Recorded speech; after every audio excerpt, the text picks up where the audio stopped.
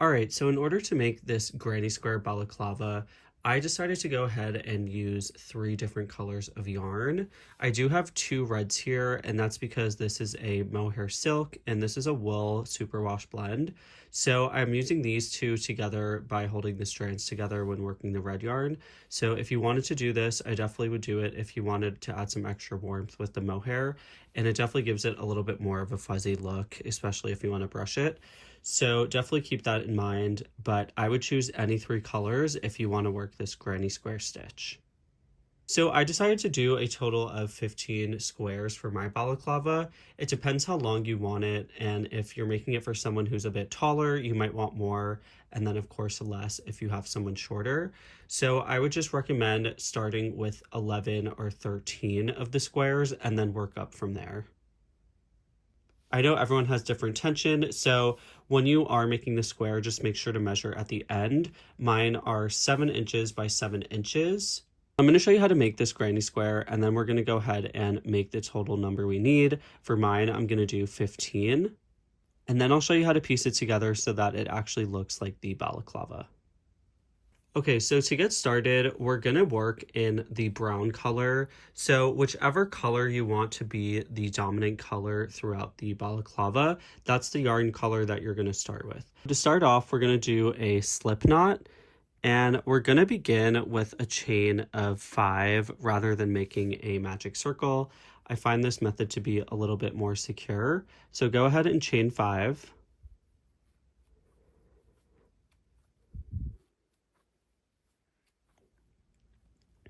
And now we're going to find our first stitch, and we're going to go ahead and insert our hook and slip stitch. And now you're left with a circle in the middle, so we're going to go ahead and chain 3. And this is going to count as our first double crochet stitch. So we're going to go ahead and yarn over and insert our hook back into that circle there. And we're going to place a double crochet. Now, since this first chain 3 that we did counts as a double crochet, we're going to make 1 more double crochet into that chain space. And now we have our first cluster of 3 double crochet stitches. And now we need 3 more clusters for a total of 4 clusters. So in between for the corner stitches, we're going to go ahead and chain 2. And now we're going to work our next double crochet cluster stitches into the middle circle here. So go ahead and work your first one. Now work 2 more for a total of 3 clusters. And 1 more.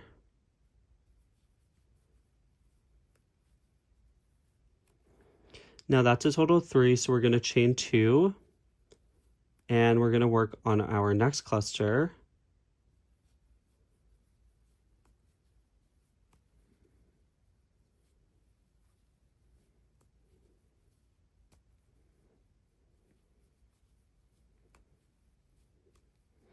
Okay, and once you have 3, we're going to go ahead and chain 2. So go ahead and make 1 more cluster of those double crochets.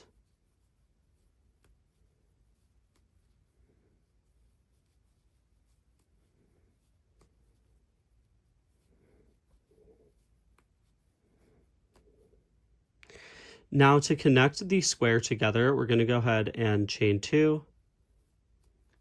And you're going to find your initial chain 3, and you're going to count 1, 2, 3 chains up, and you're going to find that 3rd chain there and insert your hook, yarn over, and pull through to slip stitch together. Now at this point, I'm going to go ahead and cut off my yarn. And I'm going to actually fasten off my yarn here.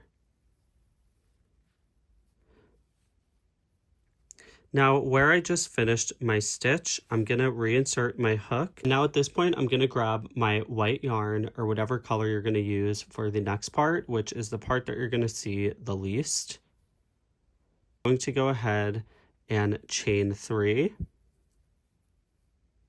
1, And now I'm going to go back into that same chain space. And I'm going to make sure I'm also working with the tail end of the yarn. And I'm going to make a single crochet stitch. And now I'm going to still hold the tail end of the yarn as well. And now I'm going to chain 3. And at this point, you'll have your tail end here, but you could cut it if you want. Now what you're going to do is you're going to skip this double crochet cluster, which is 3 double crochet stitches, and you're going to make a single crochet stitch into this next chain space. Now, since we're at a corner stitch, we're going to go ahead and chain 2, and then work back into this chain space and make a single crochet. And now we're going to repeat what we just did. We're going to chain 3. And this chain 3 is to make sure we're skipping those 3 double crochet stitches or that 1 double crochet cluster stitch to get to this next side. So you're going to go ahead and insert into that chain space, make a single crochet stitch, chain 2, and then you're going to work a single crochet back into that chain space. Now you're going to chain 3 again, and you're going to skip 3 double crochet stitches and work into that chain space, make a single crochet, chain 2, make a single crochet back into that chain space. Now you're going to chain 3, and you're going to single crochet into that last chain space. And now since we're at a corner, what you're going to do is chain 2, and then you're going to go ahead and connect into that initial chain 3 that you began with. The hook should be able to just go into that little loop section there that we made, and you're going to slip stitch through. Now that completes the second round for the white color. So you're going to go ahead and cut your yarn off. And we're going to fasten off just like we did last round. And now what I like to do is immediately insert my hook back into where I'm going to work next. So find that gap stitch right where you slip stitched, insert your hook into that chain space. And now you're going to grab your last color, which for me is the red color, and I'm using a mohair and wool blend. So I'm just going to hold these strands together when reattaching my yarn. So now I'm going to grab my new yarn.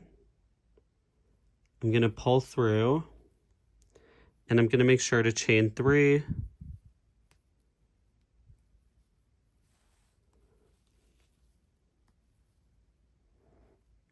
And now into that same chain space, I'm going to make a double crochet. And since the beginning chain 3 counted as a double crochet, I'm going to go ahead and make one more into that chain space. Now we're going to work 3 double crochets into this next chain space here. So go ahead and yarn over, skip into this bigger chain space, and make 3 double crochet stitches.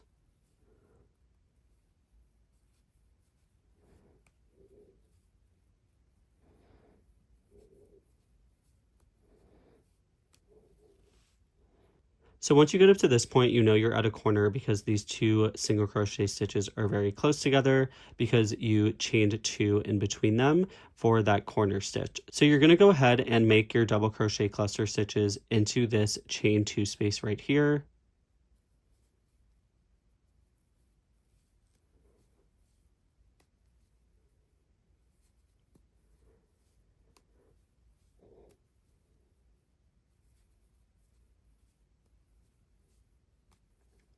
And now since this is a corner stitch, we're going to go ahead and chain 2. And we're going to work 3 more double crochets back into that chain space.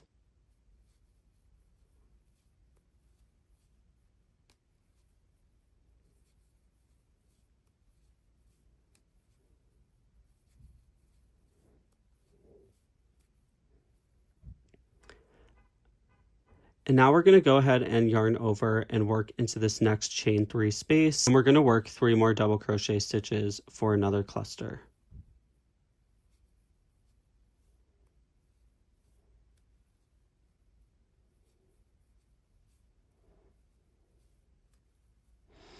All right, and now we're at our corner again. So we're going to yarn over and work into this chain 2 space and make our double crochet cluster stitches.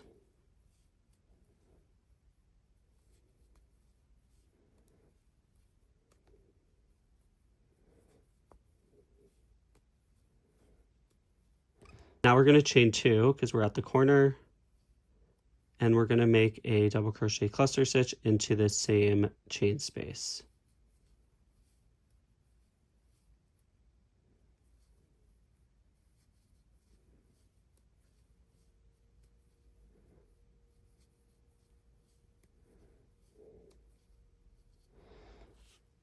Continue what we've been doing, and we're going to work double crochet cluster stitches into the chain spaces. And when you get up to the corner, you chain 2 and then work another double crochet cluster stitch into that same chain space. So you're going to repeat this until you get to your last chain here, and I'll show you what to do next. All right, and now once you have your last cluster, you're going to go ahead and chain 2, and you're going to find that initial beginning chain 3, and you're going to find the third chain, and you're going to go ahead and slip stitch. Now you can go ahead and cut your yarn at this point so we can move on to our next row. So you're going to reinsert your hook into that last space where you left off. It might be a little bit hard to see, but it's going to be that chain 2 space in between your double crochet clusters right there. Now you're going to take your white yarn or whatever color yarn you're using, and we're going to go ahead and reattach the yarn.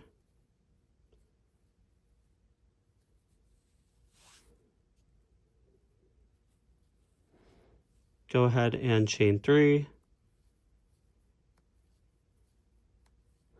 And now we're going to work a single crochet back into that chain space.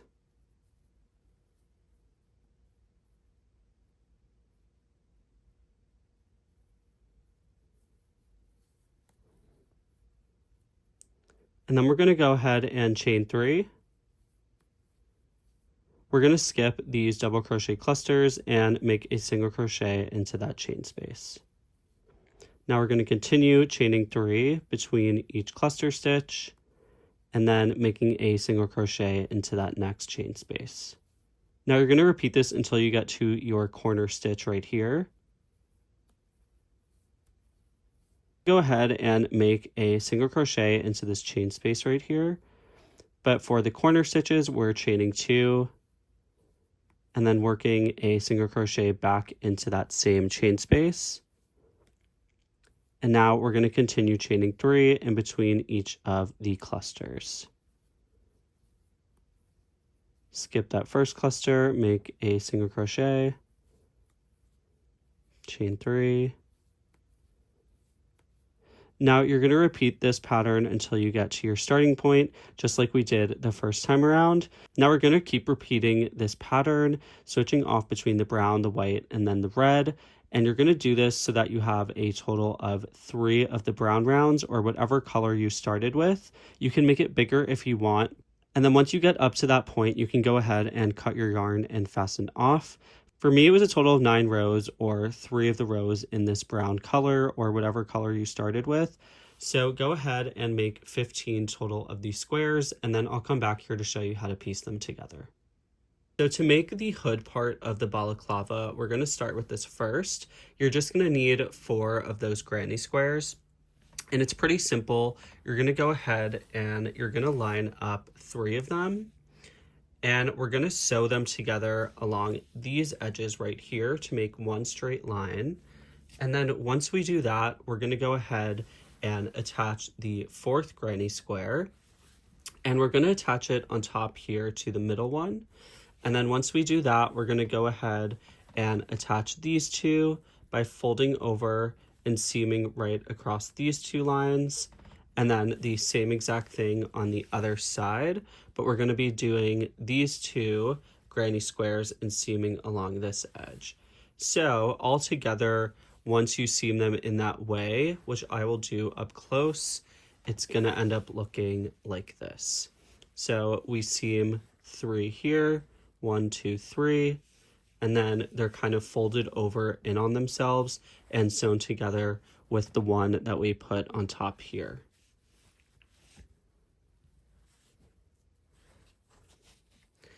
So to start off, you're going to get 2 of your granny squares and you're going to put them right sides together. So this is my right side here.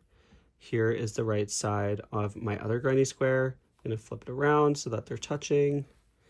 And now you could either use a stitch marker to make sure you're lining up your stitches, or you can just line up the last chain spaces on each row. And that's where you're going to start seaming. So here's my last chain space. So here's my last corner chain space on this granny square, and then right here on the other. So I'm going to put those together.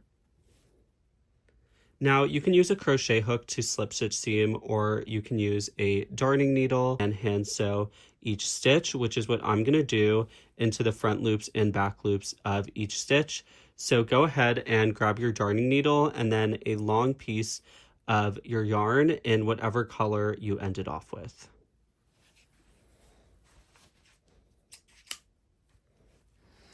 All right, so I'm going to go ahead and insert my yarn into the darning needle and then tie a big knot so that I can go ahead and start whip stitch seaming.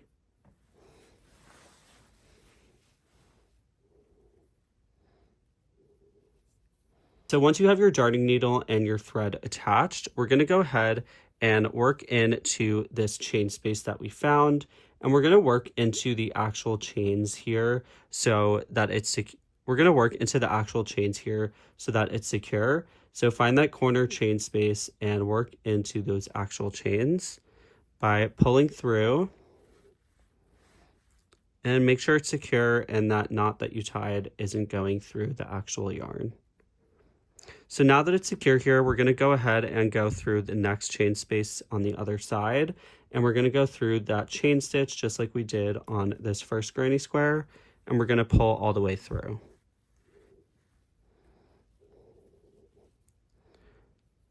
Now, since that was that was your beginning.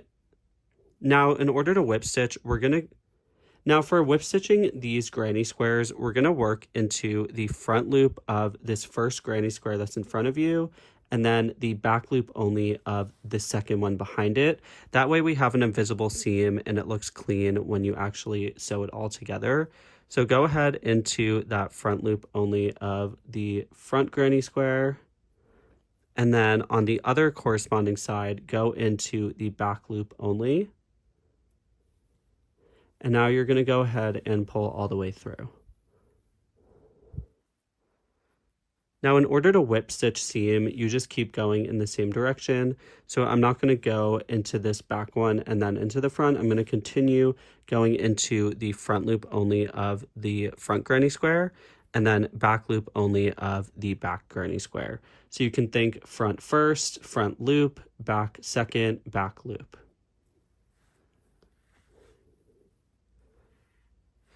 Now, if you did your squares correctly, you should have the same amount of stitches on each side until you get to the last chain space at the end of the row. So you're going to continue seaming all the way down until you get to that last chain space, and then I'll show you what to do next.